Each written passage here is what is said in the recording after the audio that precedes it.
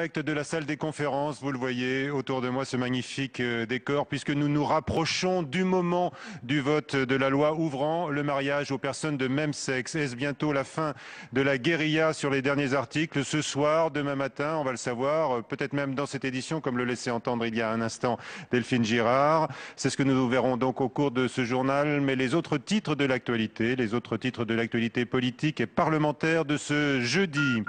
Un contrôle à Bercy visant Pierre Moscovici. Les présidents des commissions des finances sont allés tout à l'heure vérifier si le ministre savait dès décembre l'existence du compte suisse de Jérôme Cahuzac, comme l'affirme Valeurs Actuelles. L'un approuve, l'autre critique. Avis divergent des présidents du Sénat et de l'Assemblée quand Jean-Pierre Bel soutient la publication du patrimoine des élus. Claude Barthelone met en garde contre le risque du voyeurisme et même, dit-il, du populisme. Gare aux gourous, les guérisseurs sévissent de plus en plus sur Internet. Ils se voient même ouvrir la porte de certains hôpitaux, une mise en garde de la commission d'enquête sénatoriale.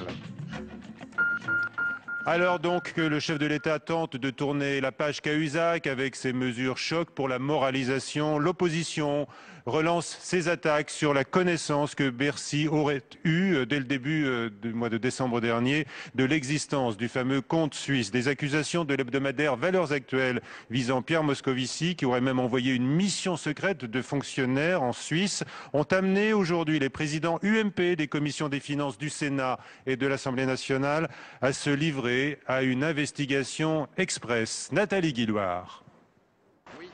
Ils sont à Bercy pour chercher des preuves et ils en ont le droit. Tout simplement le travail normal des présidents de la commission des finances. Pierre Moscovici savait-il tout de l'affaire Cahuzac, et ce depuis le mois de décembre? C'est la question à laquelle Philippe Marigny et Gilles Carrez vont tenter de répondre. Ils s'interrogent aussi sur la demande de coopération envoyée à la Suisse. Cet après-midi au Sénat, Philippe Marigny interpellait le ministre de l'économie. Cet échange de lettres vous aurait permis, monsieur le ministre, d'interroger beaucoup plus largement que vous ne l'avez fait l'administration fiscale suisse pour savoir si, oui ou non, un certain docteur Cahuzac détenait bien, directement ou indirectement, des comptes en Suisse. Ces informations relancent une nouvelle fois l'affaire Cahuzac, mais le ministre des Finances dément formellement. Mais je veux dire ici, avec la plus grande force, la plus grande fermeté, que ces allégations sont mensongères, que je les dément, que les mensonges je les combats et que je me réserve de donner suite de tout cela devant la justice. Un démenti relayé également par la Direction générale des finances publiques. Et les présidents des commissions des finances de l'Assemblée et du Sénat donc, ont quitté Bercy il y a quelques instants en mentionnant que leurs doutes sur certains points avaient été renforcés.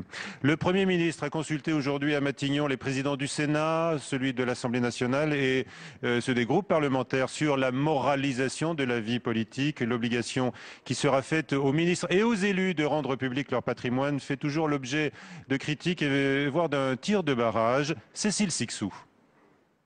Voyeurisme, mise en pâture, ce matin à la sortie de son entretien avec Jean-Marc Ayrault, Claude Barthelone campe sur ses positions. Publier le patrimoine des élus n'est selon lui pas une bonne idée.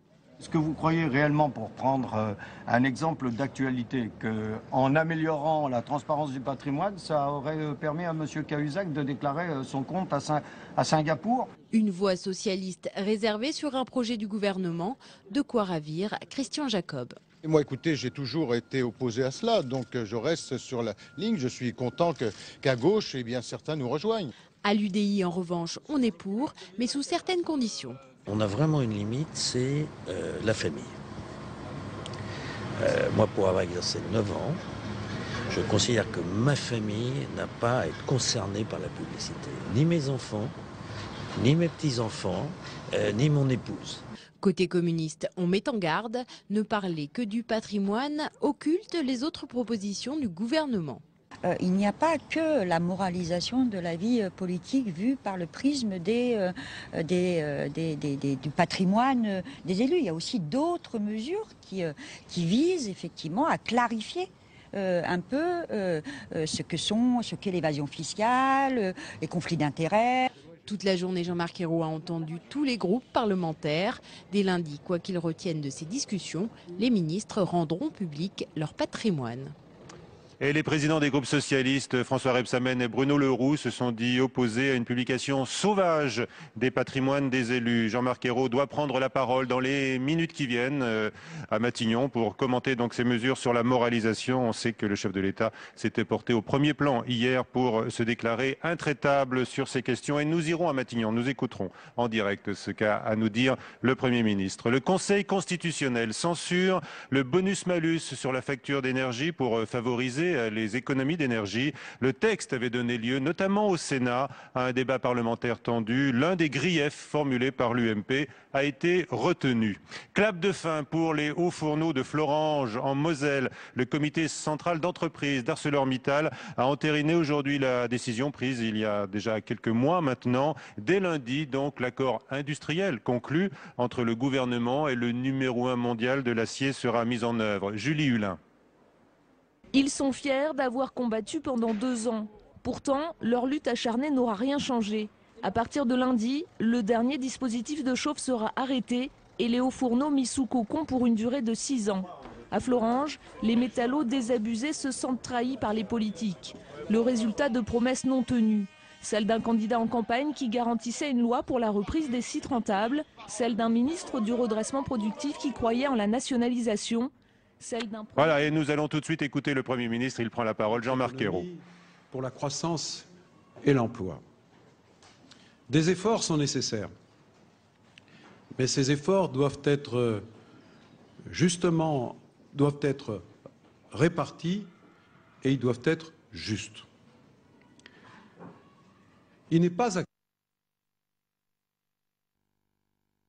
que nous avons un petit problème avec Matignon que nous n'arrivons pas à entendre. Alors nous allons parler de ce qui se passe toujours ici au Sénat. Donc l'affrontement de deux blocs toujours sur le mariage gay malgré l'adoption de l'article 1 et puis 2, 3, 4 ouvrant donc le mariage aux personnes de même sexe. Eh bien la droite et la gauche du Sénat bataillent toujours. Les présidents de groupe tentent actuellement d'accélérer le processus parlementaire. En attendant, voyons avec Marie Brémaud les échanges et même les incidents de la journée. La star dans l'hémicycle aujourd'hui, c'était ce livre violet. Rappeler, invoquer, brandi le règlement du Sénat. Je brandis mon règlement du Sénat, 29 bis. Monsieur Retailleau, je vous donne bien volontiers la parole pour un rappel au règlement. Pour un rappel au règlement, Monsieur le Président Placé. Une séance bien agitée dans ce marathon législatif. La fatigue commence à se faire sentir. Mais l'opposition est bien décidée à faire durer les choses. On ne parle pas d'obstruction, mais... Nous sommes là, nous travaillons, et ce que je souhaite, c'est qu'on évite les manœuvres de retardement. Malgré les rappels répétés au règlement et les tentatives d'apaisement du président de séance... Je veille à la sérénité de l'Assemblée. Nous allons reprendre sereinement les travaux. Les paroles du sénateur UMP Bruno Retailleau vont mettre le feu dans l'hémicycle. Madame Benbassa, écoutez, nous n'avons pas la même couleur politique, d'autres couleurs non plus d'ailleurs, mais au moins on peut s'écouter, on peut s'entendre. Au-delà de ces couleurs variées, moi, il n'y a aucun problème. Des propos qui suscitent la colère des élus écolos. De dire nous ne sommes pas de la même couleur politique et d'ailleurs nous ne sommes pas de la même couleur. C'est in extenso vos propos, monsieur Retailleau. C'est scandaleux de pouvoir tenir des propos comme cela. Je demande tout simplement non pas vos explications, non pas votre diatribe que vous venez de faire pour vous justifier, je vous demande des excuses. Face à la tension et au débat qui s'éternise, les sénateurs socialistes se réunissent à la mi-journée. Ils décident de ne pas accélérer la procédure et de prendre leur mal en patience. Ça nous contraint à être là, mais après tout, si on est parlementaire, c'est pour être au Parlement, n'est-ce pas? Sans ça, il faut faire autre chose. De leur côté, les parlementaires UMP, eux aussi, se concertent pour choisir l'attitude à adopter. Mais pour l'heure, rien n'est acté. C'est à l'issue de la conférence des présidents que l'on connaîtra l'heure approximative du vote. Alors justement, on va tenter de savoir quelles sont les dernières informations avec Delphine Girard qui se trouve dans l'hémicycle. Delphine, quel est donc l'horizon à quelques heures? Eh bien Michel, l'horizon pourrait s'éclaircir dans la soirée. La gauche sénatoriale a très envie d'en finir rapidement avec l'examen de ce projet de loi entamé déjà il y a une semaine, jour pour jour, c'était jeudi dernier. Elle préférait donc siéger cette nuit, quitte à voter sur l'ensemble de ce texte à 3h ou à 4h du matin.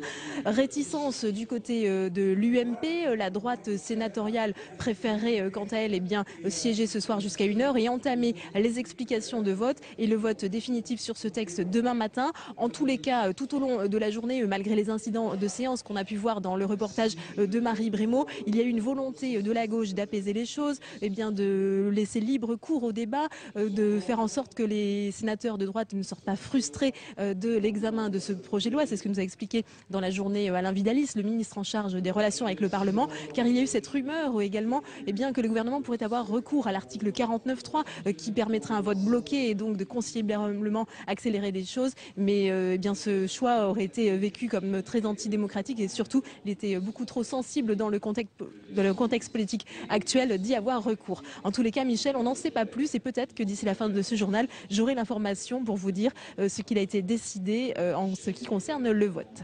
Très bien, vous nous rappellerez à ce moment-là, Delphine Girard, merci. Le débat sur le mariage gay ne concerne pas que la France. Sachez qu'aujourd'hui, l'Uruguay a reconnu le mariage homosexuel. C'est d'ailleurs le deuxième pays d'Amérique latine à le faire. Après l'Argentine, le vote a été obtenu en Uruguay à une très large majorité et il y a eu une grande fête aux couleurs de l'arc-en-ciel qui s'est tenue devant le Parlement à Montevideo. Nous n'en sommes pas encore là donc à Paris. Avec nous, Cécile Cukierman, bonsoir, sénatrice communiste de la Loire. Et Philippe Bas, sénateur UMP de la Manche. Merci à tous les deux d'être là. Philippe Bas, le vote définitif donc est toujours attendu, peut-être ce soir, demain matin, on ne sait pas, mais j'ai découvert que les dictionnaires avaient déjà modifié leur définition du mariage. Dans sa nouvelle édition à paraître au mois de juin, le Larousse par exemple mentionne le mariage comme l'union de deux personnes sans préciser de sexe différent. Est-ce que l'évolution est donc irréversible si elle est déjà dans le dictionnaire ? Oui, me permettrait de penser que le dictionnaire n'étant pas prescriptif de normes, c'est une question qui est malgré tout assez secondaire. Ici, le débat n'est pas terminé. Nous faisons valoir nos arguments. Nous considérons que ce sont des arguments forts. Sont en cause un certain nombre de principes. On aura l'occasion d'y revenir, mais surtout une pratique politique qui, aujourd'hui, consiste à diviser plutôt qu'à rassembler, alors que sur le plan économique et social et sur le plan moral, les Français vivent une crise extrêmement importante. Et je crois que le refus de la main tendue de l'opposition dans ce débat, l'opposition qui a été constructive, qui a fait de nombreuses propositions, participe d'un climat que je considère peu favorable à la démocratie. Quelle est donc la main tendue que vous avez tendue à votre collègue qui pourra vous répondre, Nous lui avons proposé une alternative au choix du mariage des personnes de même sexe, qui serait le contrat d'union civile, par lequel on peut considérer que une personne vivant en couple avec une personne de même sexe pourra construire une famille en évitant de dire un mensonge aux enfants, à savoir qu'on peut avoir deux pères ou deux mères, qu'il peut y avoir une parenté d'intention à l'égard de la maternité, à l'égal de la maternité ou de la paternité, ce qui est contraire à l'expérience même des familles homoparentales. Alors, Madame Cukierman, pourquoi donc est-ce que vous insistez sur la différence selon vous, entre le mariage et ce contrat d'union civile qui avait été proposé par l'opposition ? Mais je crois que nous l'avons dit et nous le disons depuis le début, et c'est peut-être là aussi la différence entre la droite et la gauche dans ce débat. Je l'ai dit dans mon intervention générale, l'égalité ne se négocie pas. Donc effectivement, ce n'est pas une main tendue. Il y a deux projets. Je crois que soit on va jusqu'au bout, supprimons le mariage dans la société, créons autre chose. Si le mariage continue d'exister, il doit être ouvert à toutes les personnes, quelles que soient leurs orientations sexuelles. Il doit permettre aux familles hétérosexuelles ou homosexuelles de pouvoir se marier. C'est un droit.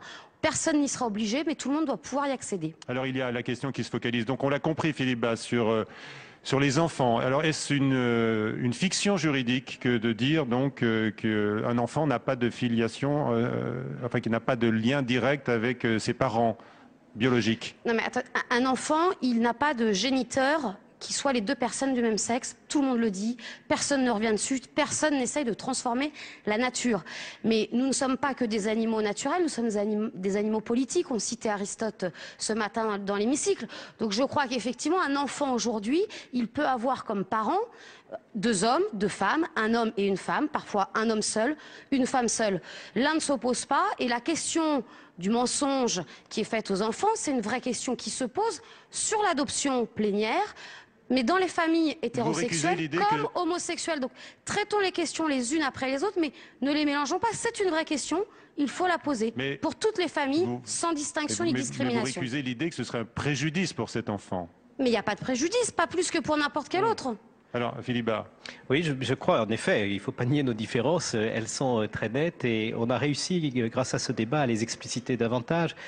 Nous considérons que faire naître délibérément un enfant sans père, par exemple lorsque deux femmes recourent pour l'une d'elles à l'assistance médicale à la procréation pour mettre au monde un enfant, c'est indépendamment même du mariage, un risque qu'on fait courir de faire naître délibérément un orphelin.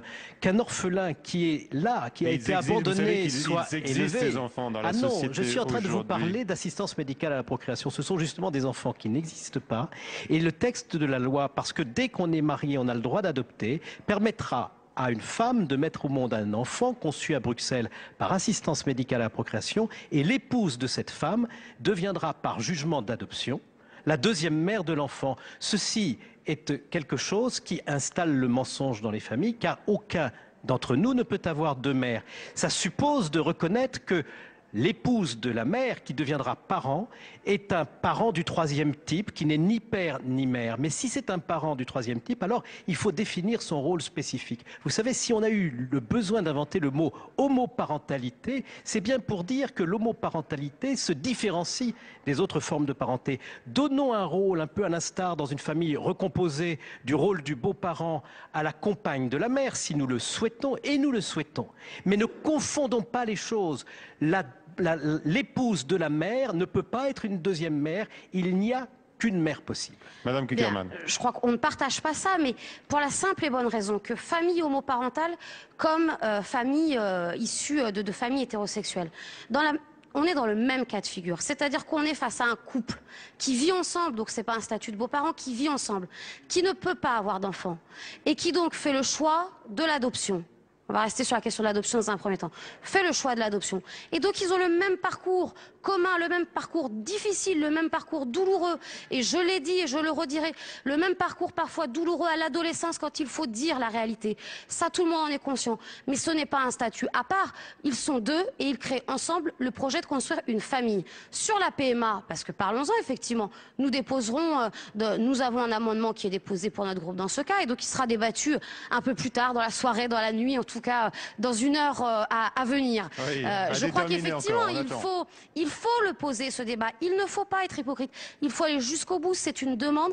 Et effectivement, il ne faut surtout pas être hypocrite. Je ne suis pas pour que les femmes aillent à Bruxelles ou ailleurs faire des enfants. Elles doivent pouvoir le faire dans leur pays. Et nous devons pouvoir l'encadrer. Nous devons pouvoir y réfléchir. Est-ce que pour vous, le gouvernement est hypocrite quand il renvoie à plus tard le débat sur la PMA dans la grande loi sur la famille qui est annoncée à la fin de l'année? Mais ça, je ne peux pas vous le dire aujourd'hui. J'ai pas de boule de cristal. Il ne l'est pas si effectivement la loi sur la famille arrive d'ici la fin de l'année et que cette question-là est inscrite dans la loi. Peut-être il le sera, mais je ne le souhaite pas. Et en tout cas, nous, sur ce point-là, nous souhaitons le faire réussir et l'accompagner jusqu'au bout. Philippe, j'ai vu qu'il y avait eu des défections à droite lors du vote de l'article 1er notamment, qui ouvre le mariage aux personnes de même sexe. J'ai entendu le sénateur Alain Milon dire « Nous aurons la satisfaction de penser que nous aurons contribué à ensoleiller quelques vies ».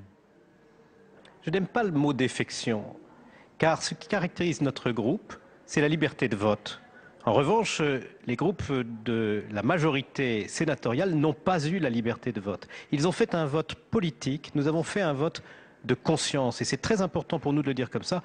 Comme quant à notre collègue, vous verrez demain au moment du vote ce que sera son choix. Il nous a expliqué avec beaucoup de précision qu'il était pour le mariage, certes, mais que l'adoption lui créait un problème. Donc il a voté l'article sur le mariage. Quant à l'article sur l'adoption et l'ensemble du texte, eh bien, il se déterminera demain. Est-ce que vous redoutez... Je crois juste quand même qu'il n'y a pas les groupes gentils et les groupes méchants. Je crois que dans chaque groupe, il y a la liberté de vote. Vous le vérifierez sur nos amendements. Tous les sénateurs n'en sont pas signataires. Je crois qu'il y a des choses qu'on partage et des choses qu'on ne partage pas. Il n'y a ni guérilla, ni dictature au sein de groupes. Et chacun est libre, en tant que sénateur, de voter en son nom et en son âme et conscience sur cette question-là, comme sur les autres. Merci à tous les deux. Vous gardez vos convictions fortes, évidemment, et puis votre combativité, malgré ce débat qui se prolonge et qui pourrait s'achever ce soir ou demain matin. On ne sait pas. On attend encore les précisions. précision. Merci. Bonne soirée. Tout autre chose maintenant, mise en garde contre les charlatans des médecines parallèles. Ils sont de plus en plus nombreux à sévir sur le net, séduisant des personnes crédules ou bien tout simplement ne trouvant pas la solution, la guérison dans la médecine classique. La commission d'enquête sénatoriale dénonce l'offensive en règle de ces pseudo-guérisseurs escrocs qui sont d'ailleurs parfois associés à des sectes. Une curiosité, ces soins non reconnus ont fait leur entrée à l'hôpital. Technique de relaxation, massage par exemple. Là encore, il conviendrait de se méfier. Le reportage de Sandra Cerquera à l'hôpital Nord de Marseille. Depuis quelques années, à l'hôpital Nord de Marseille, on pratique la résonance énergétique par stimulation cutanée. Des massages en somme, qui entrent dans le cadre de la médecine chinoise et qui travaillent sur les énergies du corps. On intervient vraiment pour aider la personne à se libérer de ses tensions, enfin, à ce qu'elle ait moins de tension. Pour ce malade du cancer, c'est un moment de détente avant sa séance de radiothérapie. Un soin qui l'aide à mieux supporter le traitement. Selon lui, la médecine est devenue trop protocolaire et laisse peu de place à l'écoute. On voit les dégâts de la médecine financiarisée. Avant, on avait un oncologue très compétent, qui est toujours le même, qui avait le temps de vous écouter. Maintenant, j'ai vu la fiche de rendez-vous, 15 minutes pour de Coninck. Et au bout de 15 minutes, j'essaye d'avoir un peu de rame et il vous fout à la porte. On va vous les ramener. Plus de bien-être, c'est une demande des patients, une attente de plus en plus forte. Pour ce docteur, l'hôpital n'a pas d'autre choix que de s'adapter en proposant des thérapies complémentaires pour mieux accompagner les malades, même si elles ne sont pas reconnues scientifiquement. Ça permet aussi aux malades de ne pas errer à droite à gauche, de ne pas savoir à qui faire appel. Avant qu'il y ait ces aides, le malade se débrouillait en gros tout seul. Il fallait qu'il cherche une psychologue ou aller vers les médecines parallèles. Le fait que ce soit directement fourni par l'hôpital, c'est un soulagement. Une commission d'enquête sénatoriale met d'ailleurs en garde contre les effets pervers des dérives thérapeutiques. Il arrive que les praticiens de médecine douce tiennent un tout autre discours et tentent de profiter de la vulnérabilité des malades du cancer pour les convaincre d'abandonner les traitements conventionnels. Une médecine alternative qui profite de la dégradation de l'image de la médecine classique pour prospérer. Si c'est en complémentaire, nous ne disons rien. C'est logique, ça apporte un confort moral, ça apporte une certaine sérénité aux patients, pourquoi pas. Mais c'est quand ces techniques sont utilisées en parallèle et sans l'allopathie à côté que là nous disons attention, danger. C'est pourquoi les sénateurs réclament un meilleur contrôle avec la mise en place d'une accréditation par la Haute Autorité de Santé des thérapies non conventionnelles exercées à l'hôpital. La commission d'enquête dénonce même un marché des soins parallèles dont le développement est favorisé par Internet. Et avec nous le professeur Daniel Couturier, bonsoir. Vous êtes gastro-entérologue et puis secrétaire adjoint de l'Académie de médecine. Alors on découvre un peu ces nouvelles techniques qui ne sont pas médicales, donc, mais qui font irruption à l'hôpital. D'abord, est-ce qu'elles sont dangereuses, sinon inefficaces ? Elles peuvent être dangereuses, ça c'est incontestable. Mais vous avez très bien dit que finalement, ces médecines douces, un terme qu'on doit absolument rejeter, se sont introduites très progressivement, notamment en médecine privée, ce qui fait que pendant des années, le public y a eu recours sans qu'on contrôle grand-chose. Et puis on a vu apparaître ensuite, au niveau des grandes institutions, des facultés de médecine, finalement, l'idée qu'il fallait mieux tout de même organiser une formation dans certaines de ces thérapies complémentaires. Car à l'Académie de médecine, nous recommandons d'éviter le mot thérapie alternative, parce que médecine alternative, pour nous, ce ne sont que des thérapies complémentaires qui peuvent, dans certains cas, apporter un avantage par rapport à d'autres moyens de traitement. Un effet placebo, par exemple, chez certains patients ? Alors là, c'est la question sensible. Il est évident que quand on regarde les différentes techniques qui sont proposées, la faiblesse des arguments scientifiques qui les défendent, avec pourtant quelquefois des preuves d'efficacité qui ne sont pas absolument négligeables, on se pose la question de savoir quel est le mécanisme. Et là, c'est vrai, on ne peut pas ne pas penser que cet effet placebo, qui est un effet qu'on connaît de mieux en mieux, car vous savez que c'est un effet qui existe dans toutes les variétés de traitements. L'effet placebo, c'est-à-dire l'effet de l'empathie du prescripteur sur son malade est extrêmement important. Ah oui. Et on a pu mettre maintenant en évidence des circuits cérébraux qui sont mis en évidence par cet effet placebo. Est-ce que ça interroge alors l'hôpital traditionnel, qui manque parfois, qui manque souvent d'écoute? Alors écoutez, oui, là, d'abord, en ce qui concerne l'arrivée de ces techniques dans les hôpitaux publics, ça a été pour nous à l'Académie un signal très fort. Je ne vous cache pas que c'est ce qui a déclenché le gros travail que nous venons de faire sur ces techniques. Et on a été évidemment impressionnés quand l'assistance publique Hôpitaux de Paris, qui est tout de même le CHU très loin le plus important de France, a décidé de prendre en compte cette affaire dans son plan stratégique des années qui viennent. Est-ce que vous condamnez ou pas ce choix-là, pour être clair? Alors pour être clair, on a pris la peine nous étions par sensibilité de formation scientifique, nous étions par principe relativement réticents. Et au final, Alors, au final, on a absolument tenu à regarder de très près toutes les preuves qui existaient et les méthodes employées, alors en s'en tenant à quelques-unes d'entre elles. Car il faut savoir que l'OMS dénombre près de 400 thérapies complémentaires possibles. Vous êtes en train de nous dire que vous estimez que certaines techniques peuvent être acceptables, je ne sais pas lesquelles. Alors, écoutez, celles que nous avons étudiées sont d'une part l'acupuncture, qui est une médecine chinoise qui est reconnue mondialement. Alors, c'est vrai que quand on se penche sur les preuves, elles sont relativement modestes, mais c'est vrai que dans certaines indications, elles peuvent soulager des symptômes, c'est incontestable. On s'est penché vers les thérapeutiques manuelles, l'ostéopathie et la chiropraxie. On s'est penché vers l'hypnose et puis le tai chi, qui est alors une sorte de médecine de gymnastique chinoise qui... Vous en parlez avec le sourire, ça veut dire que vous vous dites, bon, allez, autant les tolérer parce que finalement, ça ne présente pas de grands risques. Mais ça n'enlève rien à la véritable médecine.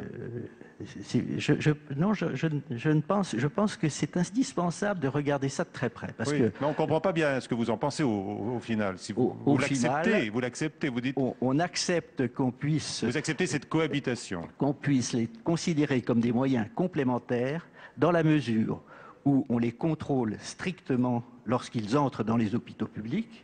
Et on demande que les commissions médicales d'établissement contrôlent leur développement et le réglementent, qu'elles ne soient faites que par des personnels de santé, qu'il n'y ait aucun débordement vers des personnels non qualifiés, qu'il y ait une assurance qualité, bref, un certain nombre de précautions indispensables. Est-ce que vous y trouvez finalement un allié d'une certaine manière? Je parlais du manque d'écoute parfois dans les hôpitaux, et même du manque d'attention. Est-ce que vous vous déchargez sur ces techniques traditionnelles pour apaiser le patient? Alors ne dites pas qu'on se décharge, non, en aucune façon. On estime, et à l'Académie de médecine, nous sommes les premiers à défendre cette importance de la médecine clinique, de l'écoute du patient, et on n'a pas besoin de ce recours aux thérapies complémentaires pour cela.